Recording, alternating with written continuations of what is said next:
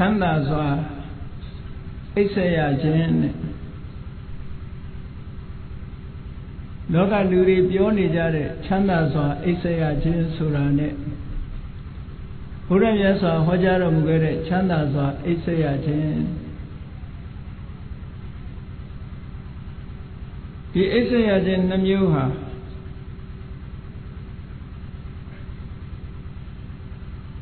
ခြားနာသောရှုထောင့်အမြင်များရှိသဖြင့်ခြားနာသောရည်ရွယ်ချက်များရှိလျက်နေပါတယ်လောကလူတွေပြောနေတဲ့ချမ်းသာစွာအိပ်စက်ရခြင်းဟာဘယ်လိုအဓိပ္ပာယ်ရှိပြီးတော့ဘုရားမြတ်စွာဆိုလိုတဲ့ချမ်းသာစွာအိပ်စက်ရခြင်းဆိုတာဘယ်လိုအဓိပ္ပာယ်ရှိတယ်လဲဆိုတာဒီကနေ့ညရှင်းလင်းပြီးတော့ဟောပြောကြရအောင်လောကလူတွေဟာနေထိုင်နဲ့ပတ်သက်ပြီးတော့ချမ်းသာဒုက္ခကိုလိုလားကြစာရေးတောက်တာနဲ့ပတ်သက်ပြီးတော့လည်းချမ်းသာဒုက္ခလိုလားကြတယ်အလိုလားဆုံးကတော့လူတိုင်းဟာချမ်းသာတာအိပ်စက်ရမှုဟာလူတွေမှာငြိမ်းငြိမ်းချမ်းချမ်းနဲ့ချမ်းသာတာအိပ်စက်ရမှုဟာအမြဲတမ်းတန်ဖိုးရှိတယ်လို့ပြောရမှာပါ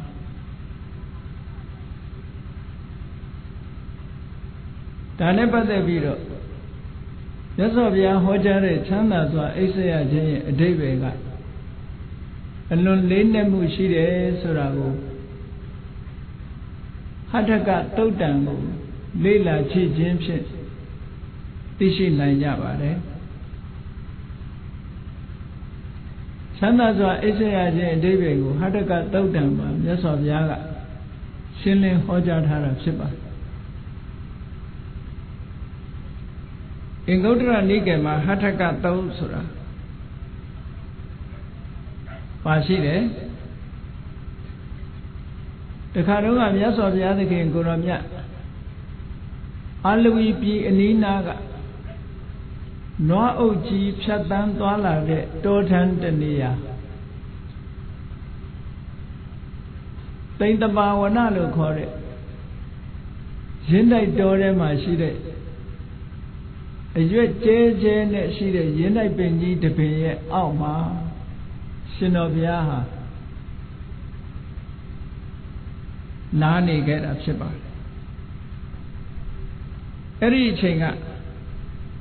ရာသီဥတုကလည်းအင်မတန်အေးမြတဲ့ဆောင်းရာသီဖြစ်တယ်ဆောင်းရာသီဖြစ်တော့ရင်းတိုက်ပင်ကအရွက်တွေဟာလည်းပဲကျွေတဲ့အရွက်ကကျွေးလာတော့အပေါ်မှာကြည့်လိုက်ရရင်ကျိုးတို့ကျဲတဲ့အနေအထားမျိုးရှိတယ်မြတ်စွာဘုရားသတင်းသုံးတဲ့တစ်ပင်ပတ်ဝန်းကျင်မှာလည်းပဲဖြတ်တန်းသွားလာထားတဲ့နွားအုပ်တွေရဲ့ခြေရာတွေကအနှံ့အပြားဖြစ်လို့ရေပေါ်မှာနွားခြေရာဈာကနေထွက်လာတဲ့စုသဖွယ်ဖြစ်နေတဲ့မာကြောလာတဲ့မြေတွေကလည်းပဲအပေါ်မှာစုံစုံချွန်ချွန်နေတက်နေတော့ထိုရင်းတိုက်ပင်အောက်ရောက်အောင်လမ်းလျှောက်ဖို့ဆိုတာခဲရင်တဲ့အနေထားမှာရှိတယ်ပေါ့နွားခွာရာကြားကထွက်တဲ့မားနေတဲ့မြေကိုနွားခွာရာစုလို့ဒီလိုခေါ်တယ်စုခဲ့လို့ခြုံပြီးတော့နေတယ်အဲ့ဒီပုံမှာလမ်းလျှောက်ဖို့ဆိုတာမြေတွေကအလွန်မာတဲ့အတွက်ကြောင့်ဖဏမပါပဲလမ်းလျှောက်မယ်ဆိုလို့ရှိရင်အမတန်လျှောက်ရခက်တဲ့အနေအထားပေါ့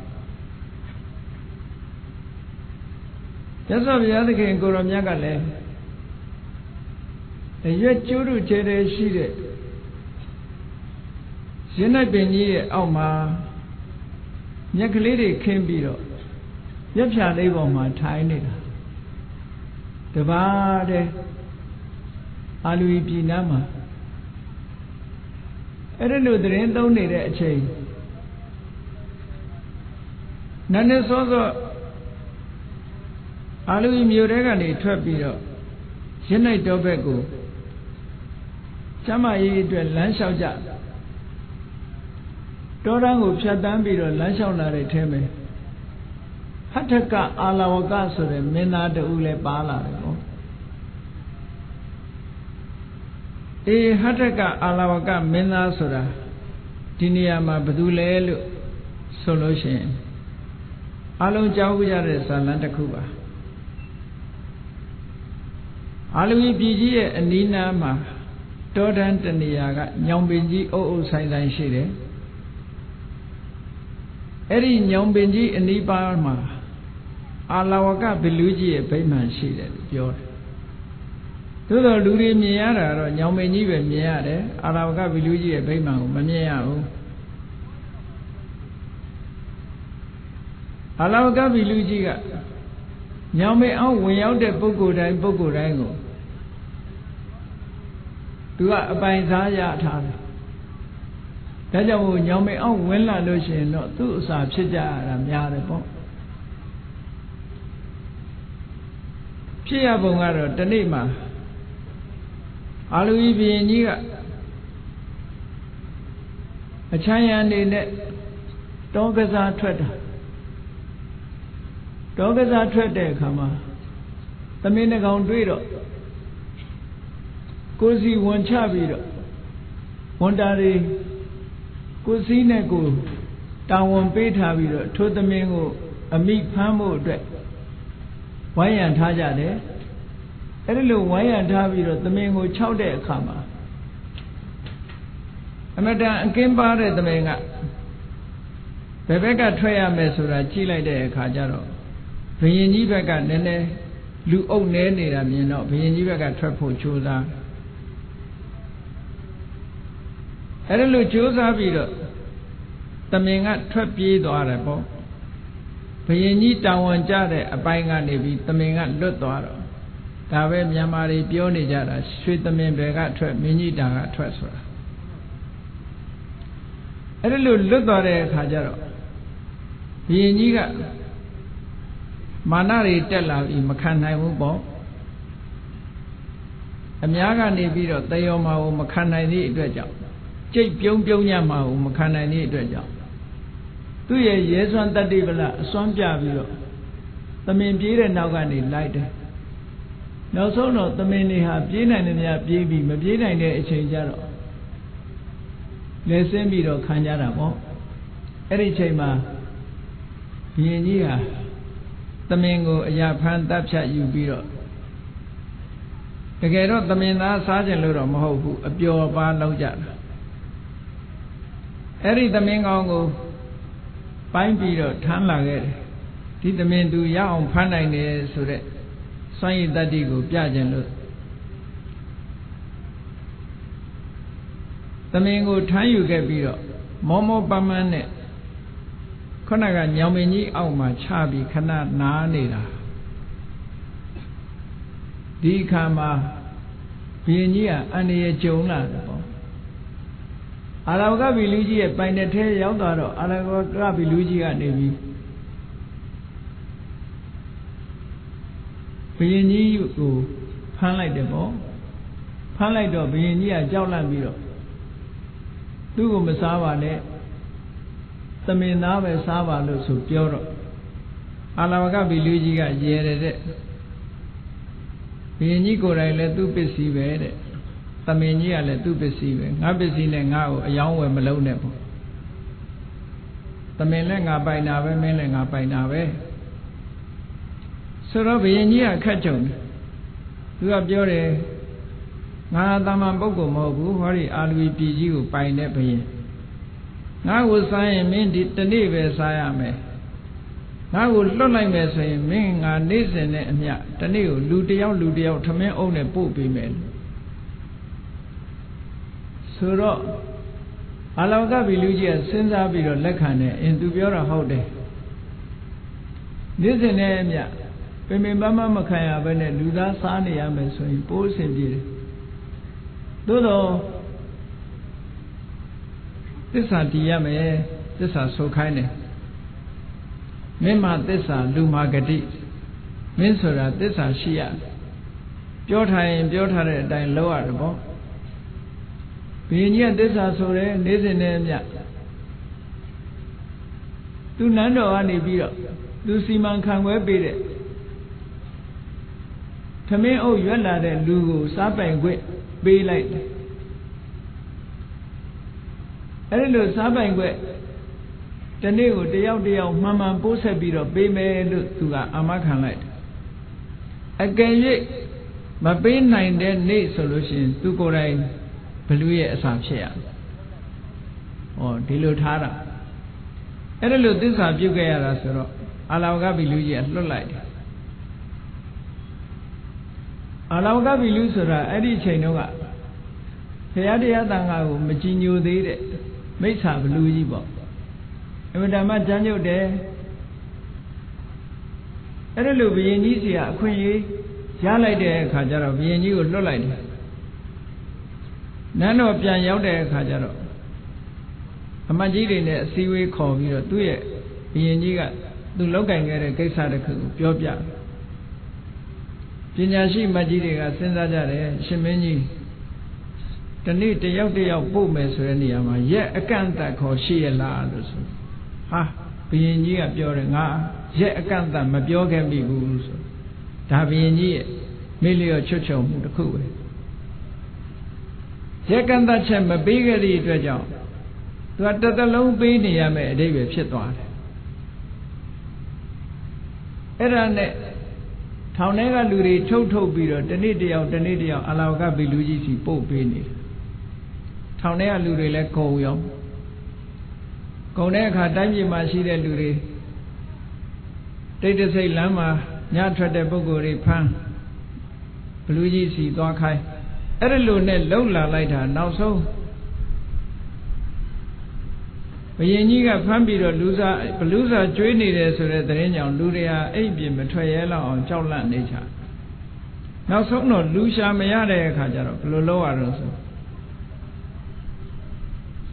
ဘုရင်နန်းတော်မှာအဲ့ဒီနေ့မှာမွေးဖွားလာတဲ့ဘုရင်သားတော်ကလေးကိုပဲပေးရတော့မယ်လောကလူတွေဟာကိုယ့်ကိုယ်အချစ်ဆုံးပဲသားတွေသမီးတွေကိုမိဘတွေကချစ်တယ်ဆိုတာကိုယ့်ကိုယ်သဘောချကိုယ့်ရဲ့စိတ်ထဲမှာသားသမီးလေးကိုမြင်နေရလို့ကြည်နူးနေလို့ချစ်တာတကယ်တော့လူတွေဆိုတာကိုယ့်ကိုယ်အချစ်ဆုံးပဲအဲ့ဒါကြောင့်မို့လို့မိမိကိုယ်ကိုကာကွယ်တဲ့အနေနဲ့သားတော်ကလေးကိုပဲဘလူးစာဖြစ်ကျွေးဖို့ရပုတ်ခိုင်းလိုက်ရတယ်အဲ့ဒီနေ့ဒီအာလောဝီဘုရင်ကြီးရဲ့သားတော်လေးဟာတကယ်ပါရမီရှင်ကလေးပဲတာမန်ပုဂ္ဂိုလ်မဟုတ်ဘူးပါရမီကုသိုလ်တွေစီးပူးခဲ့လို့ထူးခြားတဲ့မင်းသားလေးဖြစ်တော့မြတ်စွာဘုရားသခင်ကိုရောမြတ်ကအဲ့ဒီနေ့တရက်ကြိုပြီးတော့အာလဝကဘီလူကြီးရဲ့ဘုံမိမ္မာန်ကိုရောက်ရှိနေတာအဲ့ဒီအချိန်မှာအာလဝကဘီလူကြီးကသူ့ရဲ့ဘုံမိမ္မာန်ထဲမှာမရှိဘူးအစည်းအဝေးသွားနေတယ်ပြန်လာတဲ့အခါမြတ်စွာဘုရားနဲ့ဘုံမိမ့်မှန်နဲ့ရောက်နေတာမြင်တဲ့အခါစိတ်တွေတအားဆိုးတယ်ပေါ့အဲ့လိုစိတ်တွေစားဆိုးလို့တညာလုံးဘုရားကိုလက်နဲ့မျိုးမျိုးနဲ့ထွက်သွားအောင်ဒုက္ခရောက်အောင်တိုက်ခိုက်မောင်းထုတ်တာမြတ်စွာဘုရားကိုလုံးဝအန္တရာယ်မပြုနိုင်ဘူးအဲ့ဒီလိုမြတ်စွာဘုရားကိုတောင်မောင်းထုတ်လိုက်ရအောင်သူ့စိတ်ကအမတန်မှချမ်းသာတယ်အဲ့ဒါလို့ကျမ်းတဲ့အာလဝကဘီလူကြီးကိုမြတ်စွာဘုရားသခင်ကိုရောမြတ်ကလိမ္မာရင်ကျေးအောင်ဤစနစ်တွေကိုအသုံးချပြီးတော့ဆုံးမတော်မူခဲ့တယ်နောက်ဆုံးမှာအာလဝကဘီလူကြီးကသူ့လက်နဲ့ရှိသမျှတွေအသုံးချလို့ဘာမှအစွမ်းမရတဲ့အခါကျတော့ဘာလုပ်လဲဆိုရင်အရှင်ဂေါရမသူများခွင့်မပြုတဲ့အိမ်ထဲမှာကျူးကျူးကြော်ကြော်ဝင်ရောက်နေတာအခုပဲထွက်သွားလိုက်ပါဆိုတော့မြတ်စွာဘုရားကဒီလိုချမ်းသာတဲ့ပုဂ္ဂိုလ်တယောက်ကိုစိတ်ဓာတ်နူးညံ့သွားအောင်ဤစနစ်ကိုအသုံးပြုတဲ့အနေနဲ့သူစကားကိုနားထောင်တဲ့အနေထားသူ့ကိုဆန့်ကျင်မဲ့မလုပ်ဘူးအေးမင်းကမနေစေချင်ဘူးဆိုရင်သွားတာပေါ့ဆိုဘုရားကထားဩသူစိတ်ထဲမှာဘလို့ထင်တော့တညလုံးကထွက်သွားအောင်ကြိုးစားလိုက်ရတာအမျိုးကြိုးစားတာမရဘူးပေါ့အခုကျတော့လေပြောလို့ဆိုလို့လွယ်သားပဲမနေနဲ့သွားဆိုထသွားတာပဲဆိုတော့အဲ့တော့ငါပြောတဲ့အတိုင်းလှုပ်တာဟုတ်မဟုတ်သိရအောင်လို့ရှင်ဂေါရမပြန်ဝင်ခဲ့ပါအောင်ဆိုတော့ မင်းကဝင်စေခြင်းဝင်ခဲ့တာပေါ့ဆိုမြတ်စွာဘုရားကပြောင်းဝင်လာနောက်တစ်ခါထွက်သွားပါအောင်ဆိုထွက်သွားလိုက်တယ်ဝင်လာခဲ့ပါအောင်ဆိုဝင်လာဘာဖြစ်လို့မြတ်စွာဘုရားကဘလူးခိုင်းတာတွေလုပ်နေရတယ်လဲလို့ဆိုအင်မတန်စိတ်ကြမ်းတဲ့ဘလူးကြီးဟာစိတ်ဓာတ်ကလေးနူးညံ့သွားအောင်လိုက်လျောစွာကျင့်ကြံကြုတ်ကုတ်အထုတ်တာဒီနည်းစနစ်ကလေးတွေကတကယ်မှန်ကန်တဲ့နည်းစနစ်ကလေးတွေပဲစိတ်ကြမ်းတဲ့ပုဂ္ဂိုလ်တွေစိတ်ဓာတ်နူးညံ့သွားအောင်လုပ်တဲ့နေရာမှာသူတို့နဲ့လိုက်လျောညီတွေဆန့်ကျင်ဘက်မလုပ်ဖဲနဲ့သူတို့နဲ့လိုက်လျောညီတွေနေတာထိုင်တာဟာလည်းပဲကြမ်းတမ်းတဲ့ပုဂ္ဂိုလ်တယောက်ကိုနူးညံ့သွားစေတယ်တဲ့အေးနောက်ကြတော့ကြမ်းတမ်းတဲ့ပုဂ္ဂိုလ်ဆိုတာကြမ်းတမ်းတဲ့စိတ်ကိုသိပ်ပြီးတော့မစွန့်နိုင်ဘူးအတော်အသင့်နူးညံ့သွားတဲ့အခါနောက်တစ်ချိန်ကျတော့သူ့အတွေးကဘလို့တွေးတော့ဒီတစ်ခါရဟန်းဂေါရမထွက်သွားရင်တော့ခြေတော်နှချောင်းကင်ပြီးတော့ဂင်းငါမြေဟိုဘက်ကန်းထီအောင်ပြစ်မယ်လို့စိတ်ကူးတယ်အဲ့ဒါလို့စိတ်ကူးပြီးတော့ရဟန်းဂေါရမသူ့ဗိမာန်ထဲကထွက်သွားလိုက်ပါလို့ဆိုတော့မြတ်စွာဘုရားကအစွမ်းတတ္တိပြတဲ့အနေနဲ့ငါမထွက်နိုင်ဘူးတဲ့ဘာဖြစ်လို့တုံးဆိုတော့မင်းကငါ့ကိုထွက်သွားလို့ရှိရင်ခြေနှချောင်းကင်ပြီးတော့ဟိုဘက်ပြစ်မယ်လို့မင်းစိတ်ကူးနေတယ်ဆိုသူအံ့ဩသွားတယ်။အော်ငါတွေးတာတောင်သိပါလား။အင်မတန်တကူးကြီးတဲ့ပုဂ္ဂိုလ်ပါလားလို့စိတ်ဝင်စားလာတာ။ဟောအဲ့ဒီအချိန်မှာမြတ်စွာဘုရားကငါ့ကိုခြေနှချောင်းကင်ပြီးတော့ဟိုဘက်ပြစ်နိုင်တဲ့ပုဂ္ဂိုလ်ဆိုတာလောကမှာမရှိဘူးဆိုပြီးတော့ပြောတော့ဒါဖြင့်အရှင်ဂေါရမကိုပု္ပ္ပာမေးမယ်မဖြေနိုင်လို့ရှိရင်အရှင်ဂေါရမနှလုံးသားကိုခွဲပစ်မယ်လို့ချမ်းသာတဲ့စကားဆိုပြန်တဲ့အခါမြတ်စွာဘုရားငါရဲ့နှလုံးသားကိုခွဲနိုင်လောက်အောင်မင်းမှစွမ်းတတ်တယ်မရှိဘူးအေးမင်းမေးခြင်းတယ်ဆိုရင်တော့မေးမင်းမေးတာတွေငါအကုန်ဖြေမယ်လို့အဲ့ဒီလိုခွင့်ပြုတဲ့အခါမှာမိကုန်းနေမေးတာသူမေးတဲ့မိကုန်းတွေကကတ္တဗဘုရားလက်ထက်တုန်းကအမေးနဲ့အဖြေနှမျိုးစလုံးရှိခဲ့တယ်ဒါကတ္တဗမြတ်စွာဘုရားလက်ထက်တုန်းကအမေးနဲ့အဖြေနဲ့ရှိခဲ့တာအဲ့ဒီရှိခဲ့တဲ့ထဲမှာအဖြေတွေမိကုန်းတွေရဲ့အဖြေတွေကပျောက်သွားတယ်မိကုန်းတွေပဲကျန်တယ်ဒါကြောင့်မို့ဒီမိကုန်းတွေကိုသူကသိသိချင်နေတယ်ဘာတွေလဲဆိုတာအဲ့ဒါကြောင့်မို့အဲ့ဒီမှာမေးလိုက်တာဒီနေရာမှာမိကုန်းနဲ့အဖြေကိုတော့ဘုန်းကြီးတို့မပြောတော့ပါဘူးနော်ဘဝအရေးစိတ်အေးရလေအောင်ဆိုတဲ့တရားထဲမှာဘုန်းကြီးတို့ဟောထားတဲ့ထဲမှာရှိပါတယ်အဲ့ဒီမိကုန်းနဲ့အဖြေတွေအကြောင်းအဲ့ဒီမှာဒီနေရာမှာပြောချင်တာကတော့အာလဝကကြီးကိုဆုံးမလို့ယဉ်ကျေးပြီးတော့အာလဝကကြီးကဘုရားဘာသာအာလဝကဘီလူကြီးကဘုရားဘာသာဖြစ်သွားတယ်လို့ပြောအမတန်လိမ္မာယဉ်ကျေးပြီးတော့ဘုရားတရားတန်ခါဥဒိဋ္ဌာတွေဘယ်နေရာသွားသွားဘုရားတရားတန်ခါဥဒိဋ္ဌာရှ िख ိုးလေးရဲ့သွားပါမယ်ဆိုတဲ့ပဋိညာဉ်ပေးထားတဲ့အချိန်နန္ဒမိုးတော်အလင်းရောက်တဲ့အချိန်မှာခုနကအာလူဝီဘုရင်ကြီးကသားတော်လေးနဲ့ထမင်းအုပ်ကိုပို့လိုက်တဲ့အချိန်ဘုရားကရောက်ရှိနေတဲ့အချိန်လေးနဲ့အမတန်မှကံကောင်းတယ်ဒီမင်းသားလေးဟာအကယ်၍သာမြတ်စွာဘုရားရောက်ရှိပြီးတော့မနေဘူးဆိုရင်ဘလူးစားခံရမယ့်အနေအထားမျိုးရှိတယ်ပေါ့အေးလိမ္မာရင်ကျေးသွားလို့ဒီမင်းသားလေးပို့လိုက်တဲ့အခါကျတော့ဘလူးကြီးကသောတာပန်ဖြစ်သွားပြီစိတ်ဓာတ်တွေကမချမ်းတော့ဘူးတတ္တဝါတွေပေါ်မှာကျင်နာတတ်တဲ့စိတ်တွေတနာတဲ့စိတ်တွေမေတ္တာထားနိုင်တဲ့စိတ်တွေဝင်လာသောတာပန်ပုဂ္ဂိုလ်ဖြစ်သည့်အတွက်ကြောင့်ဘုရားတရားသံဃာကိုရိုသေလေးစားမှုကလည်းရှိလာပြီမိမိအသက်ပင်သေလင့်ကစားသူတစ်ပါးရဲ့အသက်ကိုတပ်ဖြတ်မှုဆိုတာလုံးဝမပြုတော့ဘူးဆိုတဲ့အနေအထားကြောင့်အဲ့တော့ဒီသူ့အတွက်အစာဖြစ်လာပို့တဲ့မင်းသားလေးကိုတတ်ဖို့နေတာရှေ့ကလူသားတွေကိုလူတွေရဲ့အသက်ကိုတတ်ဖြတ်ပြီးတော့စားတောက်နေတယ်ဆိုတာတောင်သိရမှာသိသွားမှာကိုရှက်တဲ့အနေအထားမျိုးရောက်သွားတယ်ပေါ့အလွန်ရှက်တယ်ဒါသိမှသိဆိုးတယ်သို့တော့မြတ်စွာဘုရားနဲ့အတူတူထိုင်းနေတဲ့အချိန်မှာမြတ်စွာဘုရားအနီးနားမှာထိုင်းပြီးတော့လိမ္မာရင်ကျေးစွာနေတဲ့အချိန်မှာဘလူးကြီးကိုမင်းသားလေးနဲ့သမင်းအုပ်ကိုလာပြီးတော့ဆက်တာတဲ့အခါမှာဘလူးကြီးက မင်းသားလေးကိုလှမ်းယူလိုက်ပြီးတော့မြတ်စွာဘုရားကိုလှူဒန်းလိုက်တယ်တဲ့အဲ့တော့ဒီမင်းသားလေးဟာမင်းကြီးယောက်ျားတွေလက်ကနေပြီးတော့ဘလူကြီးလက်ရောက်သွားတယ်ဘလူကြီးလက်ကနေပြီးတော့မြတ်စွာဘုရားလက်ထဲရောက်သွားတယ်ဘုရားကိုလှူလိုက်တာဘုရားကိုလှူထားတဲ့မင်းသားလေးဖြစ်သွားတယ်ဒါကြောင့်မို့လို့လက်ဆင့်ပြောင်းလာတဲ့မင်းသားလေးဆိုတဲ့အဓိပ္ပာယ်နဲ့ဟထကလို့ဒီလိုခေါ်တာဟထဆိုတာလက်ကဆိုတာတော့ခါငယ်ကနေပြောင်းလာတာလက်တစ်ခုကနေပြီးလက်တစ်ခုကိုပြောင်းရွှေ့ပြီးတော့အသက်ရှင်လာတဲ့မင်းသားလေးလို့ဒီလိုအဓိပ္ပာယ်ရတယ်မင်းကြီးယောက်ျားတွေရဲ့လက်ကနေပြီးတော့ဘလူကြီးလက်ကနေပြီးတော့ဖရာလက်ထဲရောက်ဖရာလက်ကမှတခါမင်းကြီးယောက်ျားတွေလက်ကိုပြန်ပြီးတော့အနှံပေးလိုက်တယ်ဒါကြောင့်မို့ဒီမင်းသားလေးဟာနန်းတော်ပဲပြန်ရောက်သွားတယ်ပေါ့သို့တော်လည်းဖရာကိုလှူထားတာဖြစ်သောကြောင့်ခုခေတ်စကားနဲ့ပြောမယ်ဆိုရင်မြတ်စွာဘုရားရဲ့မွေးစားသားဖြစ်သွားပြီပေါ့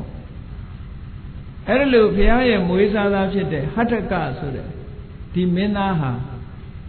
သာသနာတော်မှာအလွန်ထင်ရှားလာတဲ့မင်းသားတဦးဖြစ်လာ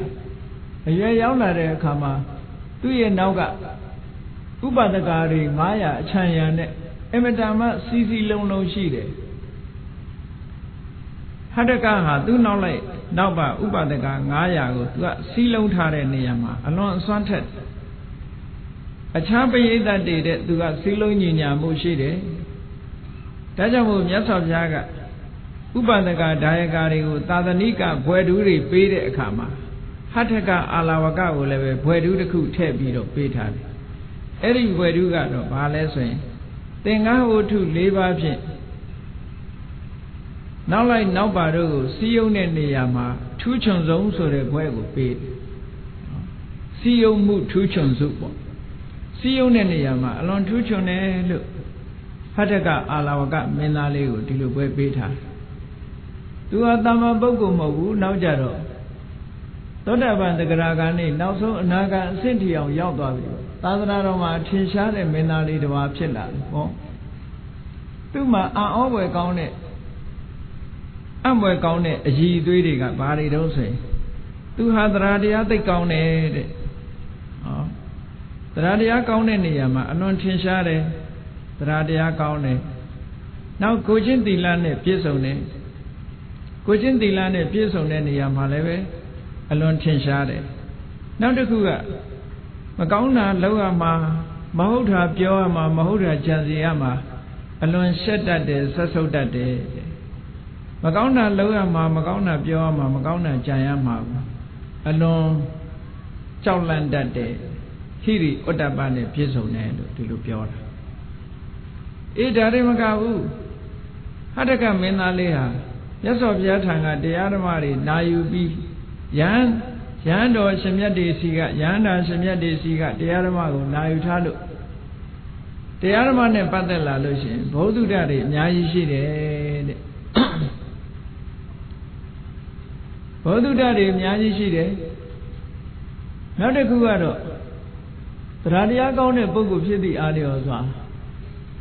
အမြဲတမ်းစွန့်လွတ်လှူဒန်းမှုရရောမှုဆိုတဲ့စာကခုံနဲ့လည်းပြည့်စုံတယ်နှမျောတွန့်တူခြင်းမရှိဘူးဟထကမင်းသားလေးဟာစွန့်ကြဲပိတ်ကန့်တဲ့နေရာမှာလည်းပဲအမတန်မှရရောတယ်နောက်ကုံတစ်ခုကတော့သူကပညာထက်မြက်တယ်လို့ဒီလိုဆိုတယ်ထက်မြက်တဲ့ပညာဆိုတာတာမန်အခြေခံပညာမျှတာမကဘူးသင်္ခါရတရားတွေကိုအနိစ္စဒုက္ခအနတ္တလို့ဖြစ်မှုပြည့်မှုတွေကိုရှုမြင်တဲ့နေရာမှာလည်းပဲသူပညာအလွန်စင်တမ်းမြင့်တယ်သောတာပန်ကနေသဂရဂံနေအနာဂံဆိုတော့ဝိပဿနာဉာဏ်ဟာအလွန်ရင့်တန်တယ်ပေါ့ယဟန္တာအဆင့်ဖြစ်ဖို့ရာဝိပဿနာဉာဏ်မျိုးသာသူ့မှာလိုနေသေးတာဟုတ်အဲ့တော့ယဟန္တာဖြစ်ဖို့ဝိပဿနာကြတော့အနာဂံဖြစ်တဲ့ဝိပဿနာတဲ့ပိုတဲ့အဆင့်မြင့်တယ်လို့ပြောအောင်ပါပေါ့အေးအဲ့ဒါလို့ထူးချွန်တဲ့ဟထကမင်းသားလေးအံ့ဩဖွယ်သူ့ရဲ့ဂုံကြီးဂုံသွေးတွေရှစ်မျိုးနဲ့ပြည့်စုံတဲ့နေရာမှာသူဟာဒီလိုထူးခြားပေမဲ့လို့ထူးခြားမှုကိုထုတ်ဖော်ပြောဆိုဖို့အလွန်ဝန်လေးတဲ့ပုဂ္ဂိုလ်တူတဲ့အဲ့ဒါကိုအပိစ္ဆလို့ခေါ်တယ် လောကမှာလူတွေကကိုယ်ရှိလို့ရှိရင်ရှိတဲ့ပို့ပြီးတော့ကြွားကြင်ကြတယ်ပေါ့အေးဟောဒီဟထကမင်းသားလေးကတော့ဘယ်တော့မှသူ့ရဲ့ဂုံကြီးဂုံသွေးကိုထုတ်ဖော်ပြောဆိုဘူးသူ့ကိုဂုံကြီးဂုံသွေးကိုသူများသိမှစိုးတယ်ခက်ကုတ်ကုတ်ရိုးရိုးလေးပဲနေတယ်သူ့ရဲ့ဂုံကြီးဂုံသွေးတွေကိုဘယ်တော့မှထုတ်ဖော်ပြောဆိုလို့မရှိဘူးဒါကြောင့်မို့လို့အပိစ္ဆာလို့ဆိုတဲ့ဒီအလိုနီးချင်းဆိုတဲ့ဂုံအင်္ဂါနဲ့လည်းပြည့်စုံတယ်လို့ဒါကဒီပုဂ္ဂိုလ်ရဲ့ပတ်သက်တဲ့အရည်အသွေးတွေဟောဒီဟထကမင်းသားလေးဟာသင်္ဃဝတ္ထုတရား၄ပါးနဲ့ပြိဿကိုစီယုံတဲ့နေရာမှာအမတမထူးချွန်တယ်တခါတော့ကသူ့နောက်လိုက်နောက်ပါပြိဿတွေကစီလုံးညီညီညွတ်ညွတ်နဲ့မြတ်စွာဘုရားစီလာတော့မြတ်စွာဘုရားကအမတညီညွတ်တဲ့သူ့ရဲ့နောက်လိုက်နောက်ပါတွေကိုခြိပြီးဘုရားကဟထကတဲ့ဒီပြိဿတွေကိုဘယ်လိုလုပ်ပြီးတော့စီယုံထားတာတုံးလို့မြတ်စွာဘုရားကမေးတယ်မေးတဲ့အခါကျတော့အရှင်ဘုရားတဲ့မြတ်စွာဘုရားဟောထားတဲ့သင်္ဃဝတ္ထုတရား၄ပါးရဲ့ဤစနစ်အတိုင်းတပည့်တော်စီယုံတာပါအသိအဖွဲ့လုပ်ပြီးတော့ဆောင်ရွက်ကြတဲ့ပုဂ္ဂိုလ်တိုင်းသင်္ဃဝတ္ထုတရား၄ပါးဆိုတာမှတ်သားပြီးတော့စီယုံတဲ့နေရာမှာအမတန်မှအရေးကြီးပါတယ်နော်အေးအစည်းယုံလုပ်ရုံနဲ့မကဘူးမိသားစုထဲမှာလည်းပဲစီယုံဖို့အမတန်မှအရေးကြီးတယ်ပေါ့မိသားစုဟာဒါအသေးငယ်ဆုံးသော society လို့ပြောရမှာပါလူတွေရဲ့ society ဟာမိသားစုတစ်ခုဟာ society လေးတစ်ခုပဲကိုယ်မိသားစုအတွင်းတောင်တချို့ကမစည်းရုံးနိုင်တဲ့အတွက်ကြောင့်တယောက်နဲ့တယောက်မတည့်ကြဘူးလေညီကိုမောင်နှမတွေတယောက်နဲ့တယောက်မတည့်ဘူးတဲ့နော်အမေနဲ့သားသမီးတွေနဲ့မတည့်ဘူးတဲ့အဖေနဲ့သားသမီးတွေနဲ့မတည့်ဘူးတဲ့မစည်းရုံးနိုင်ကြဘူးပေါ့အဲ့ဒီမစည်းရုံးနိုင်တာဘာကြောင့်လဲလို့ဆိုလို့ရှိရင်အခုပြောရတဲ့သင်္ဃဝတ္ထု၄ပါးဆိုစည်းရုံးဖို့ရာအတွက်ဒီအကြောင်းအချက်၄မျိုးအသုံးမချလို့ပဲဒါ four conditions of unity ပေါ့ four conditions of unity ဖြစ်ဖို့ရာအတွက်ဒီအကြောင်း၄မျိုးဟာအမှန်တမ်းမှအရေးကြီးတယ်ဒါကြောင့်မို့အသင်းအဖွဲ့လုပ်တဲ့ပုဂ္ဂိုလ်ပဲဖြစ်စေမိသားစုပဲဖြစ်စေတစုတဝိတဲ့နေတဲ့အချိန်ခါကာလမှာဟောဒီစီယုံရေးတရား၄မျိုးသင်္ဃဝတ္ထုတရား၄မျိုးဟာအမှန်တမ်းမှအရေးကြီးတယ်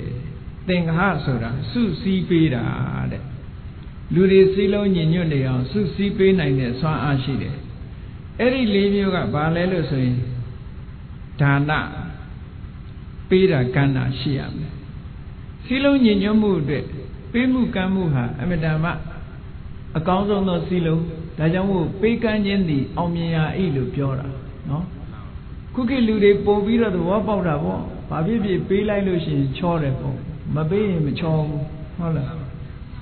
အရာရာဟာပေးလိုက်လို့ရှိရင်လုပ်ငန်းကင်တာချောမွေ့အောင်မြင်သွားနိုင်တယ်ပေါ့ဒါလည်းစီယုံရေးတစ်ခုပဲဒါနဆိုတာပေးရကမ်းရတယ်မိသားစုအတွင်းမှာပဲဖြစ်စီပေးရကမ်းရတယ်နော်အမေဖေလှုပ်တဲ့ပုဂ္ဂိုလ်ကခရီးသွားတယ်ပြန်လာတဲ့အခါသားလေးအတွက်သမီးအတွက်ဆိုဟောဝဲလာပေးတယ်မွေးနေ့ဆိုရင်မွေးနေ့လက်ဆောင်လေးပေးတယ်သားသမီးတွေမွေးနေ့ဆိုရင်မွေးနေ့လက်ဆောင်လေးပေးတယ်လူကျင်နာလေးတွေဝယ်ပေးတယ်ဝယ်ပေးရင်ဟောသားသမီးကလည်းအမေကိုပို့ချစ်လာတယ်အဖေကိုပို့ချစ်လာတယ်ဟောသားသမီးဘက်ကကြည့်လို့ရှိရင်လည်းအမေအဖေကိုဘယ်တော့မှပြစ်မထားဘူးဟင်းကောင်းလေးတစ်ခွက်ချက်ရင်အမေအိမ်ပို့ပေးတယ်အဖေအိမ်ပို့ပေးတယ်ဟောအမေကြိုက်တတ်တဲ့အစာလေးအဖေကြိုက်တတ်တဲ့အစာလေးဟောတယ်လို့ပေးတာအော်ဒီအဝတ်ကလေးကတော့အမေနဲ့တော်တယ်ဒီအဝတ်ကလေးကအဖေနဲ့တော်အော်မိဘဆိုတာသားသမီးကပေးပြီဆိုလို့ရှိရင်ဂုံယူပြီးတော့တပြပြဒါသားလေးကပို့လိုက်တာဒါကသမီးလေးကပို့လိုက်တာနဲ့ဆိုပြီးတော့ပေးလိုက်တာဆိုပြီးဂုံယူလို့မဆုံးဘူးအေးဒါကြောင့်မလို့ဒါဟာစီယုံရေးတစ်ခုပဲစီယုံတယ်ဆိုတာမေတ္တာနှောင်ကြိုးတဲပေးတာပဲတယောက်နဲ့တယောက်မေတ္တာချင်းစီးလုံးပြီးသွားတာဒီအဓိပ္ပာယ်ကိုပြောတာလူတွေကတဦးနဲ့တူမေတ္တာနှောင်ကြိုးဖြစ်ထိန်းထားနိုင်မှသာလျှင်စီယုံမှုဆိုတာမပြိုကွဲနိုင်ဘူးတဲ့မိသားစုအတွင်းမှာလည်းပဲဒီမေတ္တာနှောင်ကြိုးမေတ္တာကြီးထွားလာအောင်လုပ်တဲ့ဤစနစ်ဟာအခုလိုတန်ဖိုးတွေမကြီးလာပေမဲ့လို့ပေးမှုကမ်းမှုလေးကိုမပြတ်လုပ်ပေးရတယ်တဲ့ဇနီးမောင်နှံ2ဦးဆိုလို့ရှိရင်လည်း နော်အေးယောက်ျားလုပ်တဲ့ပုဂ္ဂိုလ်ကဇနီးကိုလက်ဆောင်ပန္နာပေးတာသူကြိုက်တတ်တဲ့အစာလေးပေးတာဝဲလာတာဟောတဦးနဲ့တဦးဟာမေတ္တာနှောင်ကြိုးကပို့ပြီးတော့ခိုင်မြဲလာတယ်အဲ့ဒါလို့တဦးတူကျင်နာမှုတွေနဲ့ပေးကြခန်းကြပြီဆိုလို့ရှိရင်ဟောဒီဌာနပေးကမ်းခြင်းဤအောင်မြင်ရာဤဆိုတဲ့အတိုင်းအရေးကြီးဆုံးသောစီလုံးရေးတစ်ခုဖြစ်ပါတယ်အပေါင်းအသင်းထဲမှာအသင်းအဖွဲ့ထဲမှာတဦးတူမှာပေးရတယ်ကမ်းရတယ်အဖွဲ့အသင်းတစ်ခုလှုပ်ထားလို့ရှိရင်ကိုယ့်အိမ်မှာစားစရာရှိဟေးလာကြဟေးတို့အဖွဲ့ဝင်တွေခေါ်ပြီးတော့ကျွေးတယ်နော်ညံ့ညံ့တာရှယ်ယာလုပ်ကြတယ်ဟောအဲ့ဒီလိုလှုပ်ချင်းဖြင့်ပို့ပြီးတော့စီလုံးမှုတွေရလာနိုင်တယ်ပေါ့အေးဒါနဆိုတာရှိတာတခါတရံဒါလေးနဲ့လုံလောက်ပြီလားလို့ဆိုမလုံလောက်သေးဘူးပေးယုံကမ်းယုံလေးနဲ့မလုံလောက်သေးဘူးဒါကြောင့်မို့ဒုတိယတစ်ခုမြတ်စွာဘုရားကထပ်ဖြည့်ဟောတယ်ဒါကဘာလို့ဆိုပေယဝိဇ္ဇာကျင်နာတဲ့စကားပြောဖို့ယဉ်ကျေးတဲ့စကားပြောဖို့ချစ်ခင်ပွေရာစကားပြောဖို့လိုအပ်သေးတယ်အေးတချို့ကပေးတာတဲ့ဒီစကားပြောတဲ့အခါမှာချင်းချင်းနာနာယဉ်ကျေးကြီးပြောတာကိုပူသဘောကျတယ်အဲ့ဒါလို့ယဉ်ကျေးကြီးသဘောကျတော့ဒီအတွက်ကြောင့်မြတ်စွာဘုရားကပေးမှုကမ်းမှုအပြင်တဲ့ပြောဆိုဆက်ဆံတဲ့အခါမှာအကိုအရွယ်ဆိုရင်အကိုလို့ခေါ်ရမယ်ညီလေးအရွယ်ရဆိုရင်ညီလေးလို့ခေါ်ရမယ်အမအရွယ်ဆိုအမနော်အေးတချို့ကျတော့မတန်မတာအရွယ်ကြီးခေါ်တာရှိသေးတယ်ကိုယ်ရဲ့ငယ်ရဲ့သားနဲ့အန်တီလို့သွားခေါ်ရင်ရံဖြစ်ခံမှာပဲအဲ့ဒါနော်ကိုယ်နဲ့ဓာန်တူကြီးသွားပြီးဦးလေးလို့ခေါ်လို့ရှိရင်လည်းဒုက္ခပေးမှာပဲအဲ့ဒါမျိုးဩသူတန်ရာလေးခေါ်ပြီးတော့ယဉ်ကျေးကျေးပြောဆိုဆက်ဆံမယ်ဆိုလို့ရှိရင်စီးလုံးမှုကပို့ပြီးတော့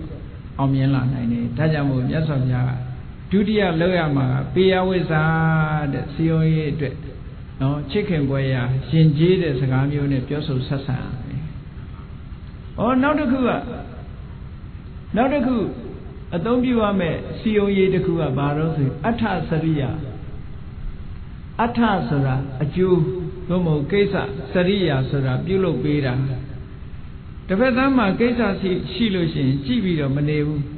အေးတို့တော့မအားသေးဘူးမသွားနိုင်ဘူးဆိုတာမလုပ်ဘူးကိုယ့်အလုပ်ကိုအသာပယ်ထားပြီးတော့သူ့တောင်သူ့အလုပ်သူ့မှာအရေးကြီးတဲ့ကိစ္စရှိရင်ဝိုင်းဝန်းဆောင်ရွက်ပေးကြတယ်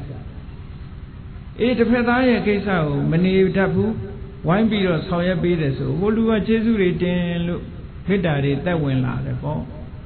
ဒါကြောင့်မို့အဋ္ဌစရိယာဆိုတာလည်းအမတန်အရေးကြီးတယ်ပေါ့တချို့ကချိုသာတဲ့စကားကိုပြောပြီးမဲ့လို့လက်မပါတာရှိသေးတယ်လေအလုံးလုံးဆရာရှိတဲ့အခါကျတော့ရှောင်ဖဲနေလို့ရှိရင်အေးဒီလူကသူကိစ္စရှိရင်သာသူများကိစ္စရှိရင်ဘယ်တော့မှဆိုမလုပ်ဘူးခေါင်းတိတ်နေတတ်တယ်ဆိုတဲ့အမြင်နဲ့စီယုံရေးဟာပြက်ပြားသွားနိုင်တယ်ဒါကြောင့်မို့မနေဘူးသူများကိစ္စရှိရင်ဝိုင်းဝန်းကူညီဆောင်ရွက်ပေးမှုအဋ္ဌစရိယာဆိုတာလည်းပဲစီယုံရေးအတွက်အရေးကြီးတဲ့အရာတစ်ခုဖြစ်တယ်ပေါ့နောက်ဆုံးတစ်ခုကတော့ဘာလဲဆိုရင်တမာနတ္တတာလူတွေဟာတဦးနဲ့တူဆက်ဆံတဲ့အခါမှာဓာန်တူဆက်ဆံဖို့လိုအပ်တယ်တချို့ကတော့မတူမတန်လှုပ်တတ်တယ်မတူမတန်လှုပ်ပြီးတော့အထင်သေးပြီဆိုလို့ရှိရင်မေတ္တာလေးခံသွားနိုင်တယ်ပေါ့ကိုယ်တည်းဘယ်လောက်ပဲငယ်မတူမတန်သဘောမထားဘူးအလေးထားတယ်တန်ဖိုးထားတယ်တန်ဖိုးထားပြီးတော့ဆက်ဆံတယ်မိမိနဲ့ကိုယ်တူထားတယ်ဟောအဲ့ဒါလို့မိမိနဲ့ဓာန်တူထားပြီးတော့ဆက်ဆံတတ်ပြီဆိုလို့ရှိရင်စီယုံမှုဟာအောင်မြင်တယ်ဒါကြောင့်မို့မြတ်စွာဘုရားကဒါနပေယဝိဇ္ဇာအဋ္ဌစရိယတမနတ္တတာတဲ့အဲ့ဒီ၄မျိုးဟာတကယ်စီယုံရေးကောင်းတဲ့နေရာမှာ၄မျိုးဖြစ်တယ်ပေါ့ဟောဒီစီယုံရေး၄မျိုးမှာအသုံးမပြုဘူးဆိုလို့ရှိရင်တဲ့မိသားစုအတွင်းတောင်မှမိဘဟာသားသမီးရဲ့အကျိုးမခံစားရတတ်ဘူးမိဘပင်ဖြစ်နေကြစားသားသမီးကမိဘကိုပြစ်ထားတတ်တယ်ဟောသားသမီးကမိဘကိုပြစ်ထားသလိုမိဘကလည်းသားသမီးကိုပြစ်ထားအချင်းချင်းအစီမကူကြဘူးပေါ့ဒီလိုဖြစ်တတ်တယ်တဲ့ဒါကြောင့်မို့မြတ်စွာဘုရားကအဲ့ဒီစီယုံရေး၄မျိုးဟာဘယ်လောက်ထိအရေးပါတယ်လဲလို့ဆိုလို့ရှိရင်မြင်းလဲတို့လှဲတို့ဘိန်းကျွတ်မသွားအောင်ဘေးကနေပြီးတော့ဂလန်ကလေးတတ်ထားတာနဗံဆောင်လို့ခေါ်တယ်အဲ့ဒီနဗံဆောင်လို့ပဲအမတန်မှအရေးကြီးတယ်တဲ့ဇ solo cookie cars and not a napo, no? Benjo Dwaloshi, Dikaha, Satwalumiado, Upo. Doga Yia, Sisamabia, Sio Yeha, Omyeni Voya, the Hori Lemuha, Amadama, Yeba, Kangana, Shide, Dilu Polo. A Hataka Menale, yes of Yagani. Talom Yare Bayetago, below Susi Tadaro, below Sio Tado, Shempia Hotare. The thing I would do, dear, Leva, the individual. Silong Hava, if you are it. Two Silong Boni at the mule. Do they go lame you quite like that? Do they go lame you quite like that? The Chua Pira Kana Chaidalu ship. Erlu Pira Kana Chaidalu. Usa baby, pay canne. Eri Nina Sione. The Choluga Pira Kana, they be Tamu Matabu. Sagabio, Mama Bioin, Hala, Machaifu. Chojo Dada Bioma Chaidel Lumio Jaro. Chojo Dada Biobiro Sione. It a Joa Pira Kana let Diga Matabu, Chojo Dada Biora let Diga Matabu. Kisa Wisa Shinushi, Wangu Lolushi, Jesu Denade, and I would Tamotara Lu solution, two Kesao, Kyu Sai one was on your pede, Eddie Nation Sione. It a Chojaro, Pira Kana let Diga Matabu, Chojo Dada Biora let Diga Matabu. Kisa Wisa Soya Pira let Diga Matabu, two Diga Tana Barose. Go, 10 lame and lane Sassana Lucian, Makana Buri. Tanu Tabi Sassana, the Boja, the Boguri, Tanu Tabi, Sassamare. Hora, Alawaga, Menalea, Pedago, Susini, Sionibe. Duga Edelo, Lemio Quabio, Lurie, Jaida, Susi Leda. Now they could do Pisa Biro, shout Hali, the Kushide. A Cheviade, Loka Lureha. Dilusio Nemaka, Ludi had the video Saka, not how Moya, Lao. Not how Moya, now the cook, Jongaro. The video got Pisiosa, Chana, the Menadabad. How dare, Loga Ludia, Shuishima, a Mudora, eh? Sierra Luia, the Gaso, not how Mobu, the video got Chana. Chana, the Mena, Conchide Menasero, the video Bab Ya. Seyabi, Pamasa, the Hamashu, Sayam Wadi, the Ludiaga, Usama, Badu, Malaima Mofu. Ero Chana goes or a level, do a day, Soloraga, Tanago, Lea, the Shia. Then you will do Lula, Chana on the Josaja, the Seals and the Piso, Josa. The Seals and the Piso me solution, do ya wella. Luya Wene, Lulotago, Shishima, a mutore, Pudi Dima, a mutore, Tatake. Sadia Masiu, a mutama, Madoma Ulochin, no? Is Sadia Shivi, Davido, Omian Lavi, Jibwa Lavi, Yaruri Chilavi, saying, Champan Bido, a musade. Champan Bido, a musade. Edelo Yarula Masiu, Season Osala Masiu, so the Bogo Jaro, Champan Bido, a muregani, Betode. Daluri, the Wawa of Yopiana, no? Era Jamolo Alawaga Menaga shouted, Hataka Mena shouted, Shemiade. The video of the Galuriga, not on my board, the video of Abilo Rossi, Sana Joa, Bogu Diaba, Pina Kana Lu Diaba. Era never do see Omo, Omini and John the Kuedo. Rory Mena. The age of Yasovia Kona, Drendo Nidia, Meneso to a Yomi Yavi, Lanshaw Yangani. Piadrendo ne Depenia, Piatoro, Piago, Mienabo, Miene Kajaro, Cheviare Chanyada, Isaya by Lado, Mida, Meneso Isuro. I need ya, Yasovia, any tipping on my way, Drendo ne and the Tashi. That's a moment as also do Yaula de Kajaro, Yan Tiny and Drido, Shivia Yaga Chanyanda, Jaya by Lalu me like her, no? Jane gainset de Sure Pamadaga, gain on a Surea Lava. Eddie gain on a video, below young Jane beyond the lemon, no? Gain on Willio Sura. The Udi Teniadi.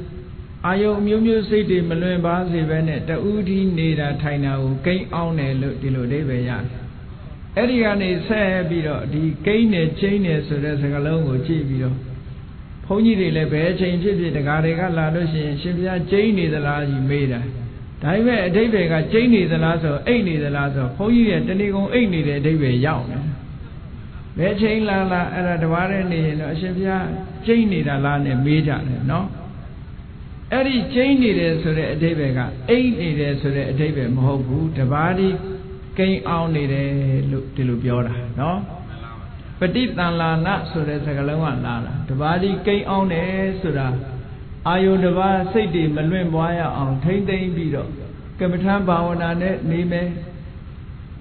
ဒီလိုစိတ်ကိုအာယုန်တွေထဲမှာထွေပြားပြီးတော့မသွားအောင်ကမ္မထအာယုန်တစ်ခုတည်းနဲ့တမာတိလုပ်ငန်းတစ်ခုလုပ်ပြီးတော့နေတာမျိုးကိုကိန်းအောင်တယ်လို့ဒီလိုပြောတာနော်အခုတော့လူတွေဟာဒီအဓိပ္ပာယ်မဟုတ်တော့ဘူးဘုန်းကြီးကျိန်းနေတယ်ဆိုတော့ဘုန်းကြီးတွေကျိန်းနေတာဆိုအိတ်နေတာလို့အဓိပ္ပာယ်ယူတယ်အဲ့ဒီအဓိပ္ပာယ်ကတော့မမှန်ဘူးပေါ့နော်ကောင်းပြီဒီမင်းသားလေးကမေးတယ်မြတ်စွာဘုရားကိုတွေ့တဲ့အခါရှ िख ိုးချပြီးအရှင်ဘုရားချမ်းချမ်းသာသာကျိန်းဆက်ရပါရဲ့လားဆိုတော့မြတ်စွာဘုရားဖြေတယ်အေးငါချမ်းချမ်းသာသာအိပ်ရပါတယ်တဲ့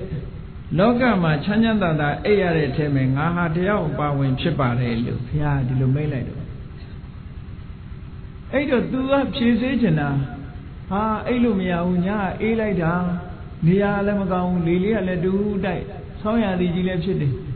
तू ဖြေစေချင်တာကတော့ချမ်းချမ်းသာသာမအိပ်ရဘူးလို့ထင်ပြီးမေးတဲ့အမေကို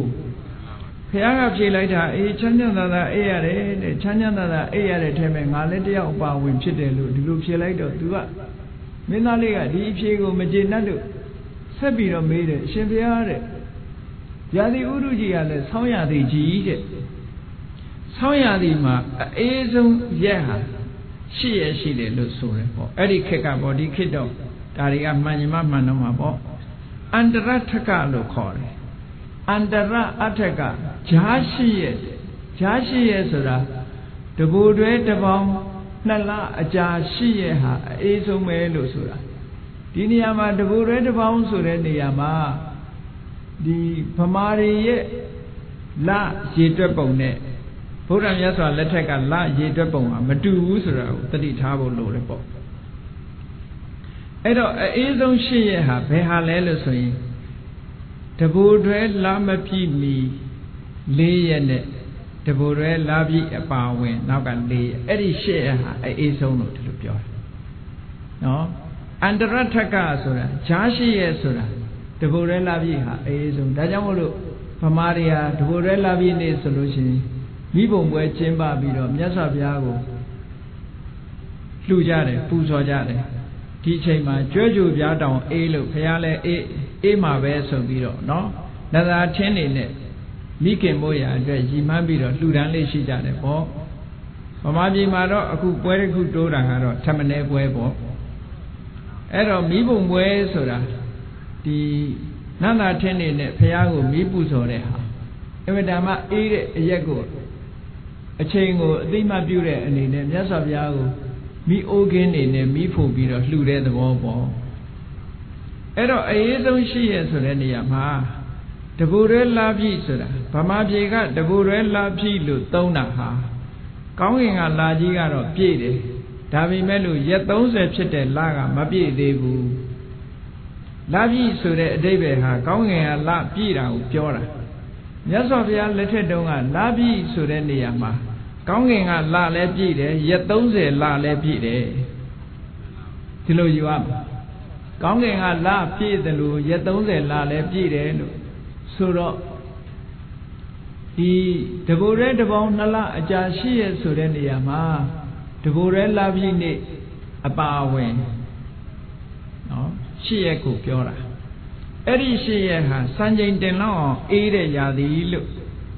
အန္တရထက်ကဆောင်းရာသီမှာအေးဆုံးအချိန်လို့ဒီလိုသတ်မှတ်တယ်စာပေတွေထဲမှာပေါ့သို့သောရာသီဥတုတွေကခေတ်ပြောင်းလာသည့်အတွက်ကြောင့်ပြောင်းလာတာကိုတော့တတိထားရမှာပေါ့အဲ့ဒီချိန်တုန်းကအေးပေမဲ့လို့ခုချိန်ကျတော့အေးချင်မှအေးမှာပေါ့အဲ့ဒါတော့ထည့်စဉ်းစားရမှာဟိုချိန်တုန်းကဒီရာသီဟာအေးဆုံးပဲလို့ဆိုတယ်အဲ့တော့မြတ်စွာဘုရားသတင်းသုံးနေတဲ့အချိန်ကလည်းပဲအဲ့ဒီရှိရတဲ့ကတရရဲ့မှာသတင်းသုံးနေတဲ့အချိန်ဖြစ်လို့ Hataka Minaga shouted, Shimpia, the Yadigale Sonya di G. A Azum Pit, she at him and a Yauni dead. Piro Lilia let the who tiny dead, Pangunjing a leve, Noari Chatan Donda Talu, Midigale Manimania, Noakwa Zuri, Chonte Piro needed. A Shimpia the end down it. Sindai Pay, a Yudigale, Metan Juru Chedin. Oh, Sai Meshi wood. Auga Kent had a Yakanliale, Pavali ye. Diludea Muma, Nitaina Chipa Nane, Chanyanda Ea Lazaro, eating a Chanyanda Ea de Lusura, Belu Debe Valepia. Oh, do Ninegaro, Yasovia, Chanyanda Ea de Lutumetimu. Odabo, Soya di Jima, later who died needed, Didarema, Emetan Edendia. No, Tingalia le pare, Tingalia le Emetan Ede, Lilia le Yaulilia le tiny. Every chamber, Blue Chanyanda 8. For you to do Senda Chido. Soya Dima, 8 being Trapida, over Berlin and Nijivala. Blue Chana Maru, no? Chanlo Elo down Yama, Mohu. Todo, yes of Yaga, Inga Chanyanda, Ea. Dogama Chanyanda Ea Boguri Dema, Nadia, Ubawe Melu, Pioleta, are always absolute. Diminaga made. Edidom Yasov Yaga. Minga Mido Napsia Omede. Edo, Napio Mesago, Min and Yimpiali made, Napio made. Emedan Chana Jaware. The Tida, Tomo, the tea. The tea and the Tida. Lapa Sanjay, Tajiku, Tetare. The Gari let us entare, Leda Urini does entare. Evedama Kanganana Solotare, Eri Tai Agia. Eri Tai A Nema. Mushi Kozoji Kenta Bido. Esaya Talon Yangzongale, Emedama Kanare, Kukelo solution, Sofaji Nebo, no? Sofaji net. Emadama is a Nyore, Eya Boma. A Kanga Lilo Molo is a Nyore, a Sendamian Eya Jiboma, 8. Bega Leve Senile Yogani, Chayambido, Pusu Nide, Tanya Lone Simigali Tontare. Edilu Eya Muma, Iseniare, the Tizaha. Mimbelu Tendale, Ediluha, they Chanyanda, Eya Melu Mintindala, Lusuro. Shiviare. Edilu Sise Mune, she did the Tida, Dilu Chini Muma, Eyames, you know. Alone Chanyanda, Eyama Chipa, Mina shout. Da Loga Ludiga, da has Sinja, Lua Yusama. Edilu Eyam Yuma, Elia Lucy, Sinja, Lua Bioja, Chanyanda, Eya Lua Bioja Mabe. Dule Edi Dime Chi like it. Edidom Yasov Yaga, Chanyanda, Isaya Jen, David, Dimina Nale on Tapido Shimbia. Yasov Ya, Juru Jeren, Dibin Alma, Jinsayara net, Konaga, Lilu Molum, Dajidema, Kanganana, Ea Jidine, Isayara, Achanya, Abusu, Uyarine, Isayara. Dinaku, Yasov Yaga. Loga, Amin Avian Chive solution, Pia Isayara, Sayede. Konaga, the Tida Isaya Niaga, Madama Chanda. Da Loga Luria, I mean. Oh, Miasa Viaga Shimbiade. Chide. Eri the Tida Maare.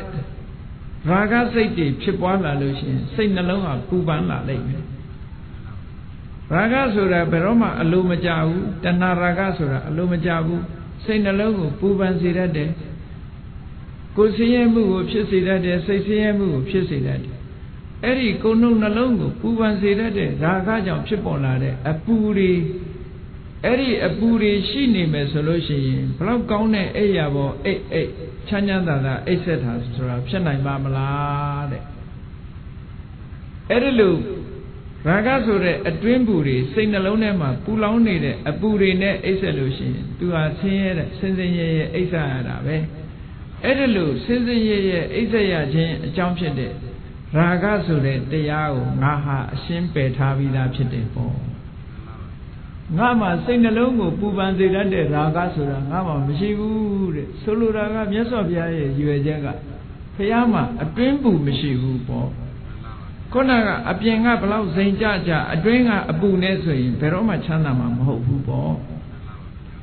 စိတ်နှလုံးအေးချမ်းမှုဆိုတာအပြင်နဲ့သိပ်ပြီးမဆိုင်ဘူးအတွင်းနဲ့ပို့ပြီးတော့ဆိုင်နေပေါ့အပြင်နေထားဘလောက်ကောင်းကောင်းနော်အပြင်နေထားဘလောက်ကောင်းနေအတွင်းသားကပူပန်မှုတွေရှိနေတဲ့ပုဂ္ဂိုလ်တယောက်ဟာဘယ်တော့မှချမ်းသာဖို့ရဆိုတာမရှိနိုင်ဘူးပေါ့အပေါ်ယံရွှေမုံကျဲအထဲကနောက်ချေးခံဆိုတာအတွင်းထဲကအပူတွေစုနေတဲ့ပုဂ္ဂိုလ်တယောက်ရဲ့နှလုံးသားဟာဘယ်တော့မှအေးချမ်းမှာမဟုတ်ဘူးတဲ့မြတ်စွာဘုရားကငါရဲ့နှလုံးသားဟာရာဂဆိုတဲ့ပူပန်စေတတ်တဲ့တရားတွေလုံးဝကင်းရှင်းပြီးပြီတဲ့လုံးဝအကျွင်းကြံမရှိအောင်ပယ်ထားပြီးဖြစ်သည့်အတွက်ကြောင့်ငါဟာချမ်းချမ်းသာသာအိပ်ဆက်ရတာဖြစ်တယ်ပေါ့ဟောရာဂဆိုတဲ့အပူမရှိလို့ချမ်းချမ်းသာသာအိပ်ဆက်ရတယ်ထို့တူပဲဒေါသကြောင့်ဖြစ်တဲ့ပူပန်ဆင်းရဲမှုတွေဆိုတာရှိတယ်အေးကြည့်လေတယောက်နဲ့တယောက်မတည့်လို့စိတ်ကောက်နေမယ်ဆိုလို့ရှိရင်အိပ်ပျော်မှာမဟုတ်ဘူးလေအဲ့ဒီနေဟာအိပ်မပျော်ဘူးစိတ်ထဲမှာအလိုမကျဖြစ်နေလို့ရှိရင်ဒေါသတွေထွက်နေတဲ့ပုဂ္ဂိုလ်တယောက်ဟာအိပ်လို့မရဘူးဘလောက်ကောင်းတဲ့အိယာကြီးပေါ်တင်ပေးဒီပုဂ္ဂိုလ်ဟာတအုံနှွေးနှွေးနဲ့စိတ်ဆိုးပြီးတော့ဘယ်တော့မှစိတ်ထဲမှာချမ်းသာမှုရမှာမဟုတ်ဘူးအေးမြတ်စွာဘုရားကငါမှအဲ့လိုတအုံနှွေးနှွေးရင်ကိုပူနွေးစေတတ်တဲ့ပူလောင်စေတတ်တဲ့ဒေါသဆိုတာငါမှမရှိတော့ဘူးတဲ့လုံးဝဖယ်ရှားထားပြီးသားဖြစ်တယ်ဒါကြောင့်မို့လို့ငါရဲ့ရင်ဟာအေးနေတယ်ပေါ့အေးနေသည့်အတွက်ကြောင့်ငါဟာချမ်းချမ်းသာသာအေးရတယ်ထို့တူပဲမောဟအမှန်မသိတဲ့မောဟဟာလည်းပဲပြဿနာတွေကိုတက်စေတတ်တယ်ပြဿနာကိုတက်စေတတ်သည့်အတွက်ကြောင့်မောဟဟာလည်းပဲပူလောင်မှုကိုဖြစ်ပေါ်စေတတ်တဲ့သဘာဝတရားတစ်ခုပဲအဲ့ဒီပူလောင်မှုကိုဖြစ်စေတတ်တဲ့မောဟရှိနေတဲ့ပုဂ္ဂိုလ်တယောက်ဟာဘယ်တော့မှချမ်းချမ်းသာသာအိပ်ဆက်ရတာဆိုတော့မဖြစ်နိုင်ဘူးတဲ့အဲ့ဒီမောဟဆိုတဲ့တရားကိုငါတဏ္ဍာမှာအကျွင်းကြံမရှိအောင်ငါဖယ်ရှားထားပြီးသားဖြစ်တယ်ဒါကြောင့်မို့ငါရဲ့တဏ္ဍာမှာပူလောင်နှလုံးသားကိုပူလောင်စေတတ်တဲ့ရာဂဆိုတာလည်းမရှိဘူးဒေါသဆိုတာလည်းမရှိဘူးမောဟဆိုတာလည်းမရှိဘူး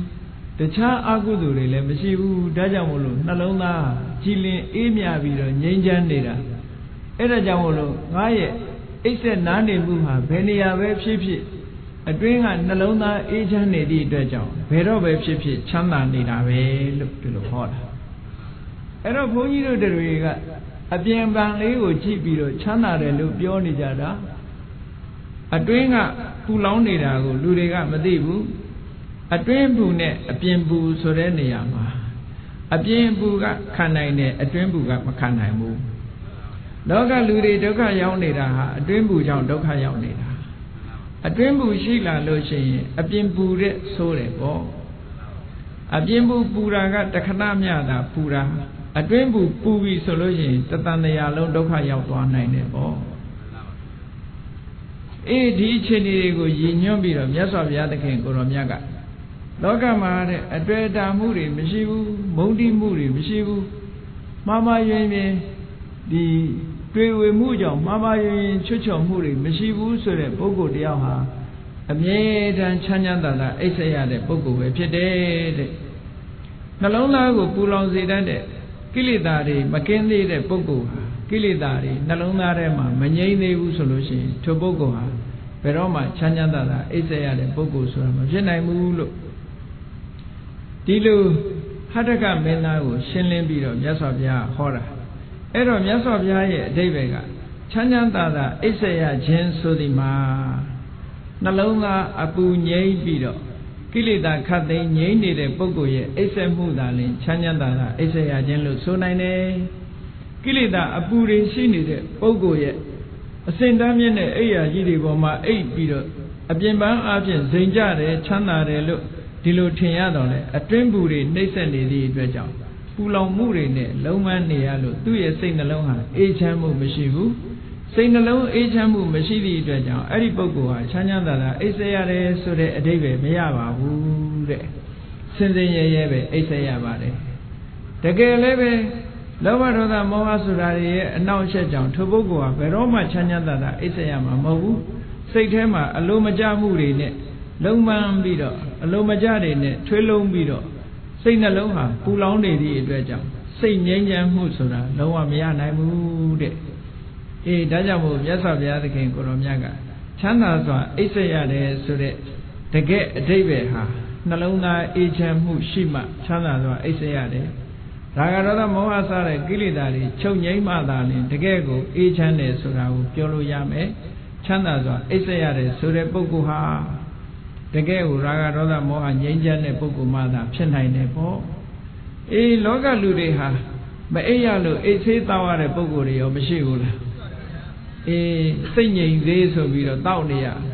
နှလုံးသားအပူတွေအကြောင်းမလို့တညာလုံးအိပ်မပျော်ဘူးတဲ့တောကတွေဖြစ်နေလို့တညာလုံးအိပ်မပျော်ဘူးတဲ့အဲ့ဒီအပူတွေကြောင့်အိပ်မရလို့အိပ်ဆေးတောက်ပြီးတော့အိပ်ကြနေရတယ်ဒါဟာတကယ်အဖြေမဟုတ်ဘူးတကယ်အိပ်ဆေးကတော့မြတ်စွာဘုရားရဲ့တရားတော်ဟာဖြစ်တယ်ပေါ့ဘယ်ချိန်ဒီတရားတော်ကိုလိုက်နာကျင့်ကြံကြိုးကုပ်အားထုတ်မယ်ဆိုရင်လောဘတွေလျှော့ချနိုင်မယ်ဒေါသတွေလျှော့ချနိုင်မယ်မောဟတွေလျှော့ချနိုင်မယ်နောက်ဆုံးလောဘဒေါသမောဟတွေကင်းပြီးတော့နှလုံးသားရဲ့ပူလောင်မှုတွေအကုန်ကင်းသွားရင်ဘယ်နေရာမှာပါနေစိတ်နှလုံးဟာအေးချမ်းနေမှာပဲဖြစ်တယ်ဒါကြောင့်မို့တရားချစ်ခင်သူတော်စင်ပြိဿအပေါင်းတို့သည်တို့တွေဟာစိတ်နှလုံးအေးချမ်းသာယာမှုရှိမှသာလျှင်ချမ်းသာစွာအိပ်စက်ရတယ်ဆိုတဲ့အဓိပ္ပာယ်ကိုအပြည့်အဝရကြမှာဖြစ်တယ်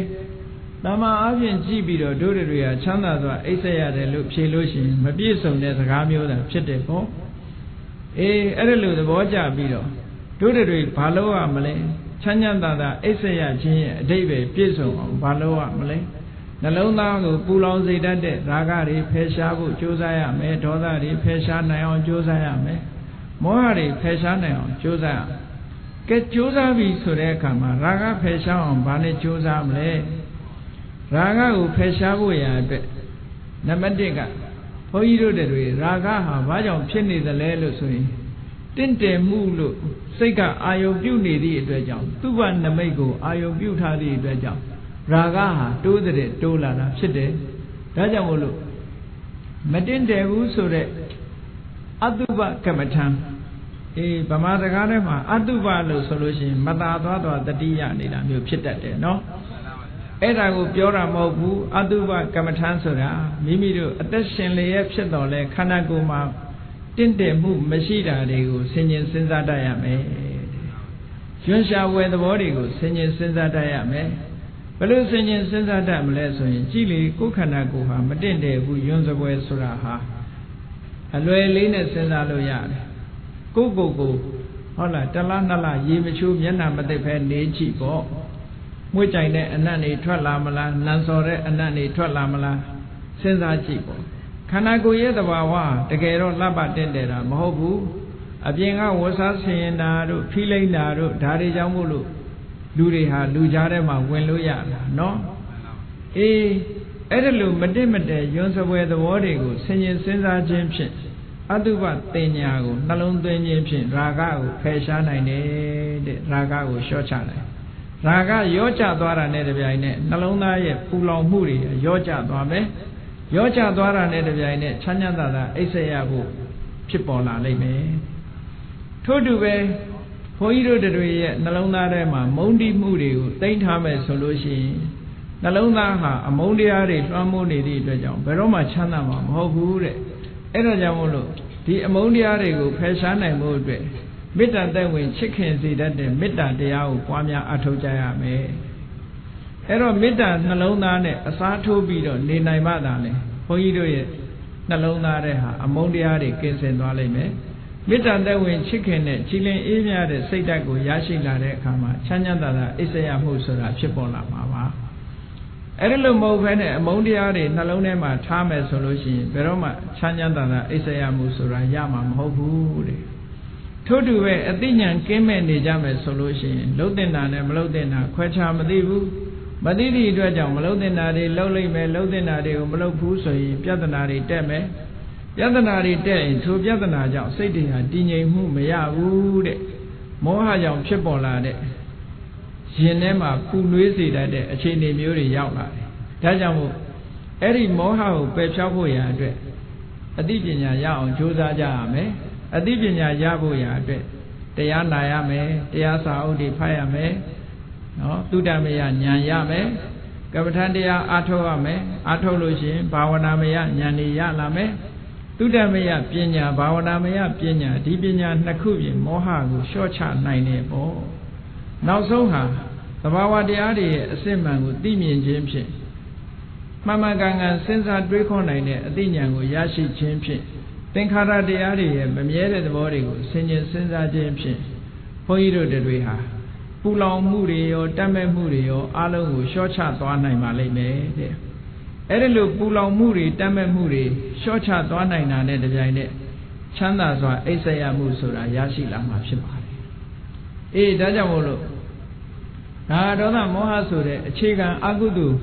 တရားသုံးပါးကိုဖယ်ရှားပြစ်ခြင်းဖြင့်အခြားအကုသိုလ်သဘာဝတရားတွေကိုလည်းဖယ်ရှားနိုင်မှာဖြစ်တယ်ဒါကြောင့်မို့တရားချစ်ခင်သူတော်စင်ပြိဿတ်တို့သည်တို့တွေချမ်းချမ်းသာသာအိပ်စက်ရဖို့အတွက်ဘာလုပ်ရမလဲဆိုတာရာဂဒေါသမောဟဆိုတဲ့ဒီတရားတွေကိုဖယ်ရှားဖို့ရအဓိကဖြစ်တယ်ဆိုတာကိုယ်စီကိုယ်ငါသဘောကျပြီးတော့ဟောဒီဟတ္တကတုတ်လာတဲ့မြတ်စွာဘုရားရဲ့အဖြေချမ်းသာစွာအိပ်စက်ရခြင်းရဲ့အဓိပ္ပာယ်ကိုအလေးနဲ့စဉ်းစားပြီးတော့လောဘဒေါသမောဟစတဲ့ကိလေသာအပူတရားတွေကိုဖယ်ရှားနိုင်အောင်ကျင့်ကြံကြိုးကုပ်အားထုတ်နိုင်ကြပါစေကုန်သတည်း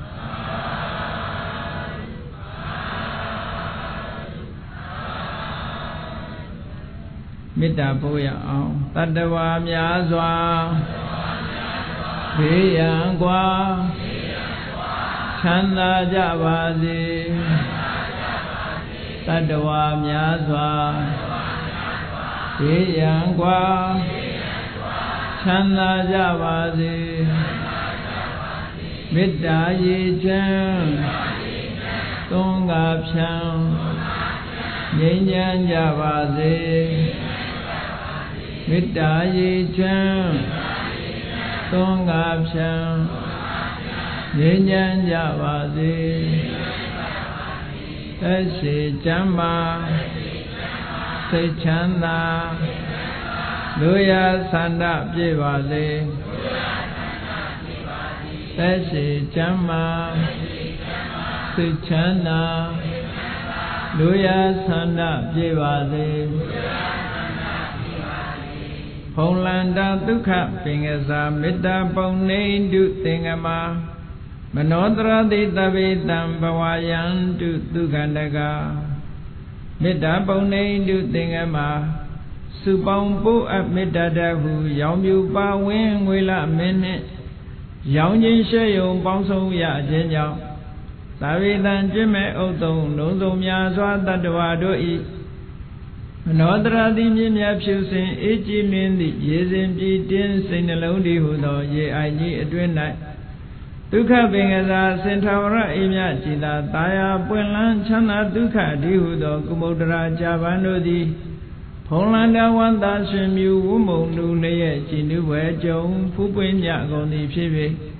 ဒုက္ခနကလေအောင်လေးတဲ့ရောရှက်သင်ပြန့်ပိတိတိဟုသောယနန်းတို့သည်ဘဝယံတုကောင်းစွာမသွေကြိုင်လိုက်၍နေကြပါစေကုန်သတည်း